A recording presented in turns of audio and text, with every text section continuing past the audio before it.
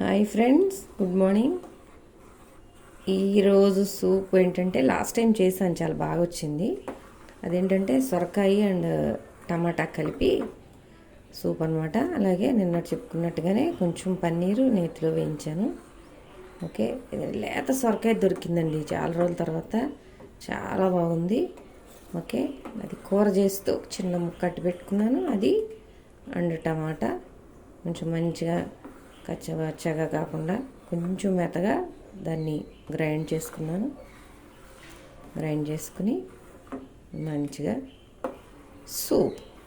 Okay, వేడివేడిగా. Okay, ఇదేంటి సొరకాయ టమాటా బాగుంటుందా అంటే బాగుంటుందండి, మంచిదే కదా. రెండు మంచి వెజిటబుల్సే. మనం బయటికి పోయి నానా చెత్త తింటుంటాం. ఆడు చిక్కగా ఉండటం కోసం సూపుల్లో నానా గడ్డి కలిపిస్తే అది తినేస్తూ ఉంటాం మనం. ఓకే, అయితే రోజు కుదరదు అనుకోండి, కుదిరినప్పుడు చేసుకోండి.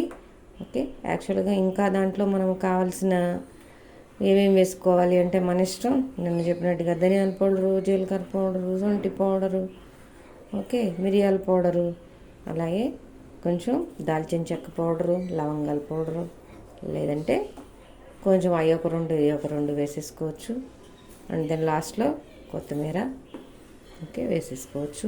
పిల్లలు కరివేపాకు తినరు కదా, ఈ సూప్ అలవాటు చేసి ఏం చేయొచ్చు అంటే దాంట్లో మీరు కరివేపాకు కూడా గ్రైండ్ చేసేసేయండి. ఈ కరివేపాకు తీసి పక్కన పెడుతుంటారు చాలా పెద్దవాళ్ళు పిల్లలు.